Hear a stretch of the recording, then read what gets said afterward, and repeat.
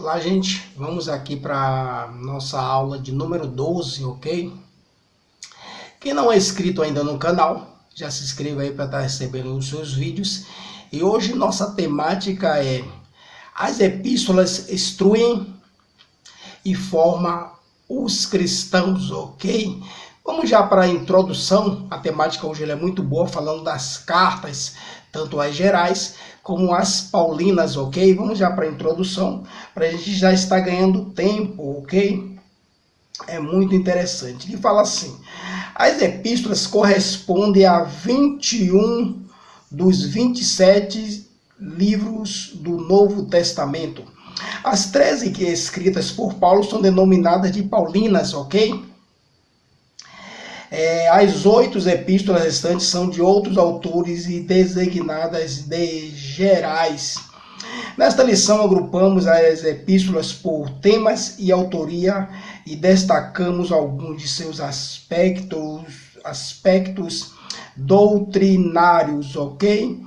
Aqui vamos já entender assim, é o seguinte: as epístolas que Paulo escreve, eu trago uma temática muito interessante, eu gosto de fazer. É uma comparação com Moisés e Paulo. Ali, quando Moisés sai do Egito, a primeira coisa que Deus coloca sobre os cuidados de Moisés são os 10 mandamentos, as tábuas da lei. E ele ali faz uma constituição para mostrar ao povo como o povo deveria viver ali nas questões jurídicas, nas questões religiosas, nas questões éticas e morais. E Paulo também não é diferente. Paulo é o organizador das igrejas. Você vê que ele vai se sobressair aí aos demais discípulos. Aí até João, né? Que João vai ter 3 cartas, um evangelho e ali o livro de Apocalipse escrito por ele. E o mais que tem um pouco mais ali também é Pedro, com 2 cartas. Mas Paulo vai escrever 13 cartas. Então, Jesus ele pega Paulo para ele ser o organizador das igrejas. Bem interessante. E outra coisa que se destaca também é o entendimento deles. Moisés ele é criado sobre a ciência do Egito, ele é instruído ali, ele aprende de tudo, ele é um homem instruído, não é um homem qualquer. E Paulo também da mesma maneira, só que tem uma coisa, Deus leva Moisés a cuidar de cabras ali em Midian, ok? Você vê que ele vai aprender a ideia da simplicidade, ok? E Paulo também não é diferente, porque Paulo era um fariseu, Paulo ali estava entre a elite, né, entre a elite judaica, e ele vai aprender a passar fome, ele aprendeu a passar frio, e aí ele vai entender o que é servir a igreja. Então eu faço uma comparação, e ela é bastante interessante, sobre esses 2 autores que o próprio Deus escolhe para cuidar do seu rebanho. E Paulo ganha esse destaque aí, que ele vai instruir as igrejas, e as cartas que Paulo escreve é bem interessante.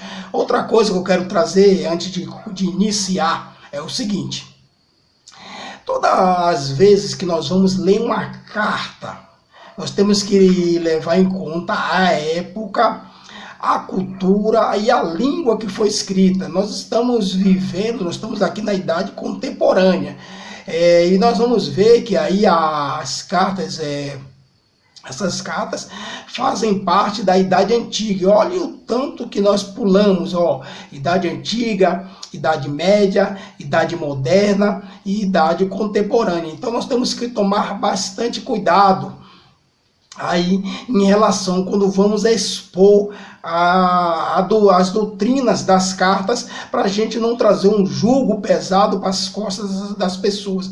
O que é que nós temos que trazer para os dias de hoje, principalmente as questões éticas e morais, as doutrinas que vão fazer com que se edifique sim as pessoas da igreja. Então não vamos colocar jugo pesado demais nas costas dos irmãos. Então as epístolas elas são para isso. É tanto que cada epístola ela tem um endereçamento, ok? principalmente as paulinas, ok? Bem interessante para que os irmãos, quando for ler as cartas, principalmente quando vai se trazer um estudo na igreja, quando vai se pregar também, ok? Vamos lá? Para a gente entender essas coisas, como é que é aqui, já vamos falar das epístolas de salvação. Quais são as epístolas de salvação? É Romanos, Gálatas, 1º e 2º a Coríntios, vem falando das epístolas de salvação, e o autor ele fez algo muito bom, que eu achei bem interessante, que é justamente ele traz uma temática em cada carta dessa, para a gente procurar entender daquilo que se fala, ok? Já vamos aqui para as 4 cartas, para a gente entender as temáticas que o autor quis, que ele colocou, e ficou muito boa e muito interessante, ok? Ao Romanos, ele destaca aqui o justo viverá pela fé. Olha que bem interessante, que fica ali em Romanos 1,17. O Cristo nos libertou do pecado mediante o sacrifício remido. Dessa forma, pela fé em Cristo, somos declarados justos. Ok? E aos Gálatas ele fala o seguinte, Paulo assegura o seguinte, Paulo assegura que ninguém é justificado pelas obras da lei, ok? Já tirando essa ideia de barganha aí do pensamento cristão, ok?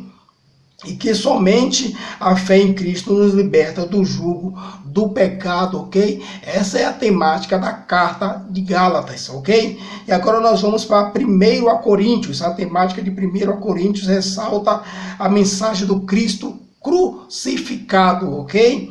Bem interessante, que morreu pelos nossos pecados e ressuscitou ao 3º dia. Agora nós vamos para a temática de 2 Coríntios, que frisa assim o ministério da reconciliação, trazendo o homem aos pés de Cristo, ok? O ministério da reconciliação, que Cristo levou nossos pecados e nos reconciliou com o Deus, ok? Lá em 2 Coríntios 5,19, ok? É muito interessante, gostei muito da temática. Nós vamos aqui para o 2º subtópico, que fala das instruções a respeito de Cristo. Qual é as cartas que falam a respeito da pessoa de Cristo, ok? Nós vamos aqui logo para Efésios, né, que trata como a temática Cristo como cabeça da igreja e o seu corpo. Nesse sentido, a igreja foi eleita em Cristo, ok? Redimida em Cristo, para a glória de Cristo, ok? Muito boa. E nós vamos ver aqui Filipenses, que fala que o viver é Cristo. Filipenses fala que o viver é Cristo. Ele é o segredo da verdadeira alegria e o modelo da vida para o salvo. Eu quero trazer dar uma pincelada aqui, Filipenses 2,7, que eu gosto demais. Quando fala que Cristo, ele desce e vem viver entre os homens, ok? Desce da sua glória e vem viver entre os homens, ok? Muito interessante, ok? E agora nós vamos para Colossenses, né? Paulo fala que a vossa vida está escondida em Cristo. Essa é a temática da carta aos Colossenses, ok? Colossenses 3,3. E a igreja está unida com Cristo e morta e ressuscitada com Cristo. Em suma, Cristo é a suficiência para todo o cristão, ok? Muito interessante. E agora nós vamos ver a carta escatológica, ok? A carta que fala de escatologia, que fala sobre os fins dos tempos, ok? E esses ensinos enfatizam a respeito da vinda de Jesus, ok? Paulo ensina que no retorno de Cristo, nós, o que ficamos vivos, seremos arrebatados, seremos necessários para esperar o Senhor conservar irrepreensível o espírito e a alma e o corpo, ok?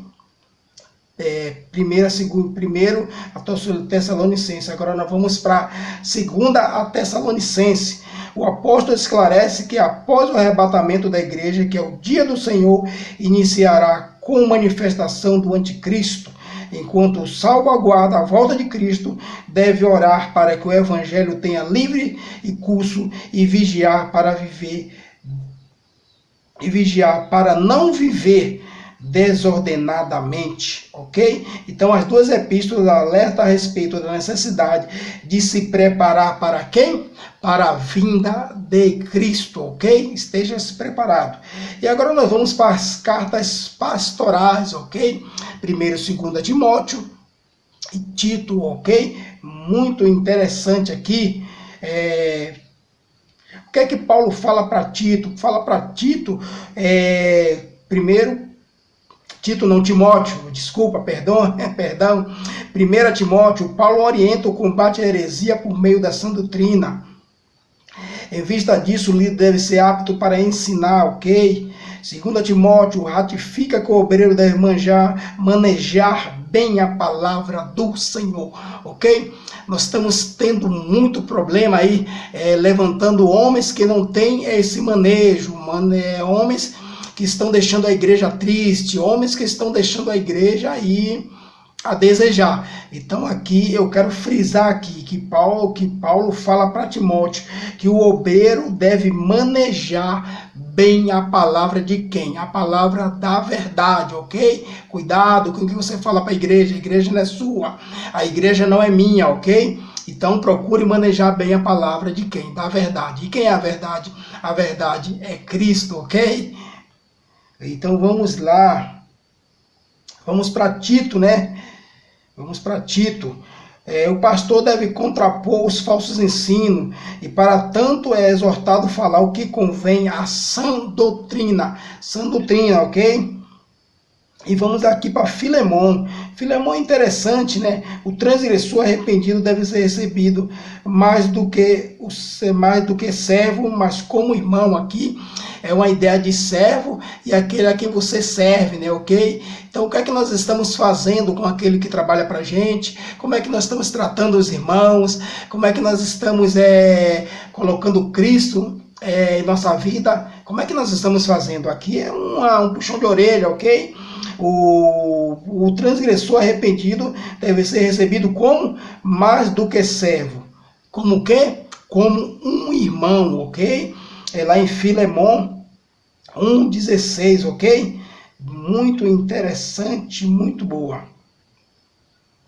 E aqui nós vamos terminando, né?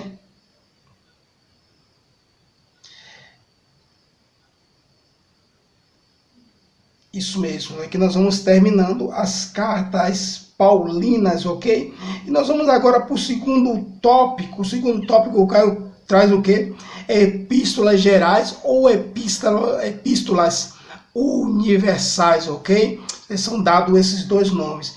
Que tem aqui primeiro 1 Pedro e 2 Pedro, 1 João e 2 João e terceira também de João. 1 Pedro, o que é que o 1 Pedro já aborda logo de cara? O que é que ele traz para os dias de hoje? Aborda o sofrimento cristão, ok? Ele ensina que as provações fortalecem a fé, que é preciso santificar-se, suportar os agravos, ok? E alegrar-se nas aflições. Assegura que o próprio Deus é quem aperfeiçoa, confirma, fortifica, estabelece o crente fiel, ok? Isso é a temática de 1 Pedro, ok? Agora nós vamos para a segunda carta de Pedro, que diz assim, a mensagem alerta o quê? Faz alerta aos ensinos dos falsos mestres, tais como negar a divindade, a segunda vinda de Cristo. Pedro contesta tais heresias, ratifica que Jesus é o Filho de Deus e anima a igreja a manter-se imaculada até a volta de quem? A volta do Senhor, ok? Então nós vamos agora para as epístolas de João, ok? Que diz assim, 1 João adverte o quê? Adverte sobre o falso ensino que negava a encarnação de Jesus, que seria o docetismo, né? E as demais heresias gnósticas. Explica que o salvo deve viver em comunhão como irmãos, ok?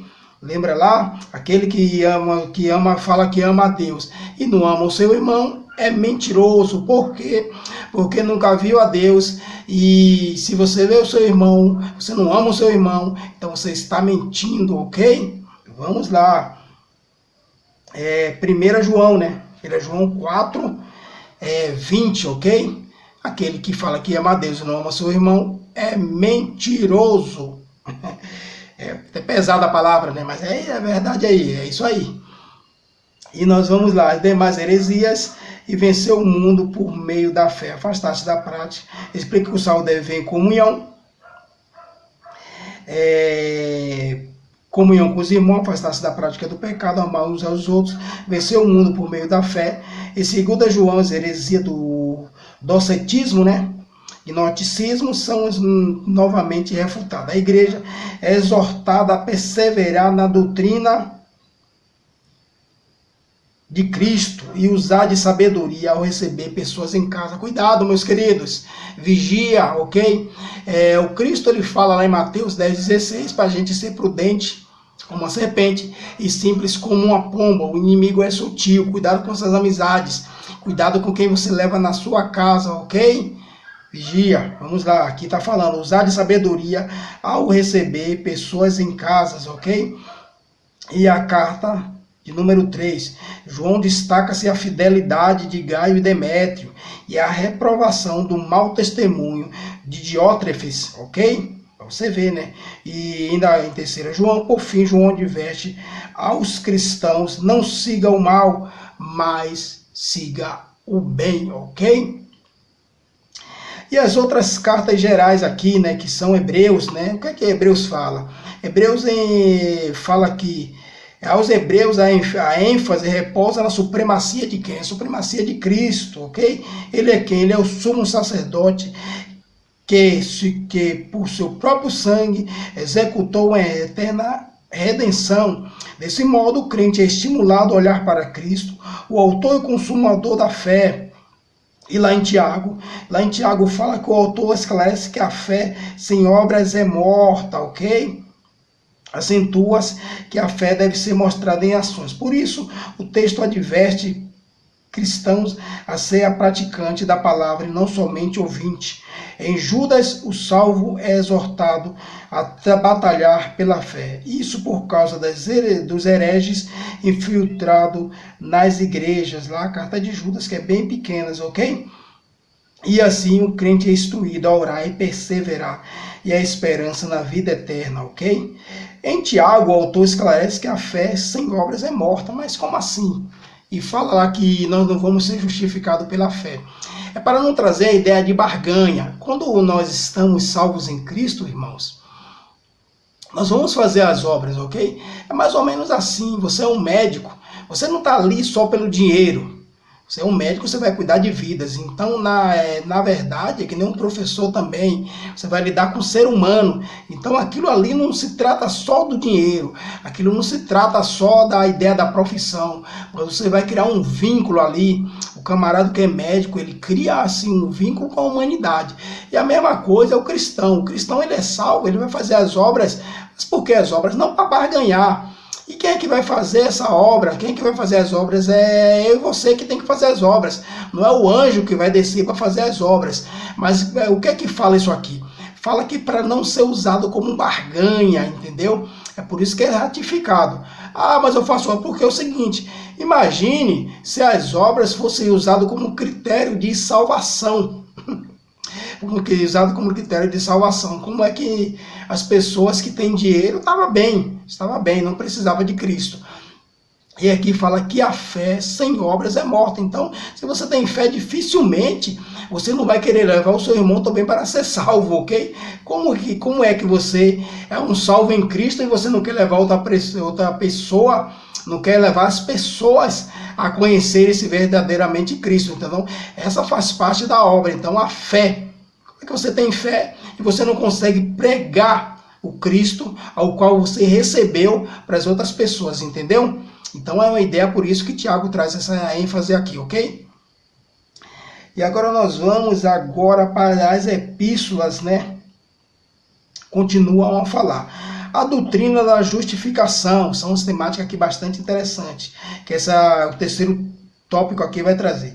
É a doutrina da justificação, a doutrina da santificação e a doutrina da glorificação, ok? Então nós vamos ver aqui o que é que se traz aqui. A da justificação eu já acabei de falar aqui para os irmãos. A doutrina da justificação ensina que o pecador é justificado por quem? Absolvido da punição do pecado unicamente pela fé na graça divina. Isso significa que as obras humanas não podem salvar. Aquilo que eu acabei de falar, não existe barganha. Então essa ideia aqui traz para não barganhar. Quantos e quantos não querem barganhar com o Senhor a salvação? Se vacilar até querer comprar terreno no céu, como nós vemos aí algumas coisas aí absurdas, ok? Então aqui é cortado a ideia de barganha com o Senhor. Não fique pensando que você vai fazer as suas obras para que você venha a ser justificado, não. Ok? Não, aqui é pela fé. Então é por isso que Cristo é quem pagou o preço, ok? Não é você que paga um preço, senão nós estaríamos acabados. Só os ricos entrariam no reino dos céus, ok? E agora nós vamos para a doutrina da santificação. Implica uma vida separada do pecado. Nossa declaração de fé ensina que, salvo e justificado, o novo crente entra de imediato no processo de santificação. O que é santificação, meu querido? Nós temos que detectar, nós temos que perceber, nós temos que entender o que é pecado. E quando você se afasta do pecado, você está se santificando, ok? E temos ainda mais a leitura da Bíblia, a leitura das Escrituras Sagradas, o jejum também, a oração, a comunhão, ok? Você tem que perceber o que é pecado, você tem que entender o que é pecado, para você estar saindo dele. Como é que fala? Resistir ao inimigo e ele fugirá de vós, ok? Então aqui é a ideia da santificação, para a gente entender como é que eu posso me santificar, entendeu? Para a gente entender isso aqui, ok? Então agora nós vamos para o terceiro subtópico, a doutrina da glorificação, ok? É a última etapa da nossa salvação. Traz um processo aqui bem interessante, eu vou ler isso aqui. Nesse processo, o pecador é salvo pela graça, justificado pela fé, santificado pelo Espírito e prossegue até a medida da estatura de Cristo. Quer dizer que ao final do processo da salvação, a salvação, a glória perdida no Éden pelo primeiro Adão será restaurada. Trata-se de uma promessa da futura transformação do nosso corpo mortal a um corpo glorioso que se dará por ocasião da vinda do Senhor. Então, quando fala de restauração, o que é que nós perdemos lá no Éden? O que foi que aconteceu lá no Éden? Aconteceu o seguinte, Adão era um homem puro, ok? Então, se perder um homem puro, para pagar o resgate, tinha que ser outro homem puro, ok? O que eu quero dizer é o seguinte, você empresta para o seu colega 100 reais. Como é que ele tem que pagar novamente para você? Com 100 reais, ele não vai pagar com 50. Então, por isso que Cristo, ele morre sem pecado. Porque nenhum homem foi olhado lá de cima. Nós tivemos muitos heróis aí, heróis na história da Bíblia aí, mas nenhum capaz de pagar aquele preço lá de Adão, de resgatar Adão, porque só foram homens com pecados, ok? Então não pode, não tem como, não tinha como. Então tinha que descer Jesus, como ele fez, porque tinha que morrer um homem puro também, um homem santo também. Porque Adão, quando ele peca, ele era um homem puro, ok? Então tem que ser pago do mesmo jeito, ok? Então traz essa estrutura. Então é por isso que nós temos essa ideia de estar procurando se santificar, de estar procurando se justificar. De que forma? Mas quem justifica é o próprio Cristo, ok? Então essa é a ideia das cartas que ela traz como doutrina para os dias de hoje, ok? O que é que nós temos que fazer? O que é que nós vamos fazer? Para que serve? Eu falei de uma ideia ética, moral, para os dias de hoje. Paulo como organizador das igrejas, ok? Paulo vem organizando. Nós vamos pegar ali também 1 e 2 Pedro, também enfatizando as cartas também de João, Judas também. Então, nós vamos ver que é uma ideia para que a gente tenha estrutura. Não tem como a gente dizer, olha, nós não temos estruturas para seguir essa doutrina. Jamais, se nós falarmos isso, nós estamos mentindo, porque a estrutura ela aqui é muito boa, ok? Muito boa mesmo. Então, quero já aqui concluir, né, vamos para a conclusão, as epístolas são livros divinamente inspirados e representam quase 80% do cânon do Novo Testamento. O conjunto de doutrinas dessas epístolas, revelado aos seus diversos autores, continua a instruir o povo de Deus a formar o caráter do crente salvo em Jesus e preparar a igreja para onde? Para a vinda de Cristo, ok? Então, pastores, homens que estão à frente aí do trabalho, procura manejar direito, deixa o seu ego, deixa o seu eu, deixa você de lado, e o autor da igreja, o cabeça da igreja é Cristo, ok? Não fique eu e você achando que nós somos o autor e consumador da fé, não, ok? Então eu quero estar deixando aqui essa lição com uma instrução, com uma ideia de instrução, porque nós estamos manejando, trabalhando com o material de Jesus, que é o ser humano. Então nós temos que nos preparar, nós temos que buscar estar manejando bem, falando bem de Cristo, falando bem da Escritura Sagrada e procurando se aprofundar mais, ok? E como eu falei, as epístolas, ela traz aí algumas coisas enigmáticas no sentido de o tempo que foi escrito, a escritura, a época, a cultura, local, tudo isso aí tem que ser levado em conta quando nós vamos trazer alguma ideia das epístolas para os dias de hoje, ok? Então eu quero estar agradecendo aí os irmãos aí por essa lição e que Deus continue abençoando a vida de vocês, ok? Amém.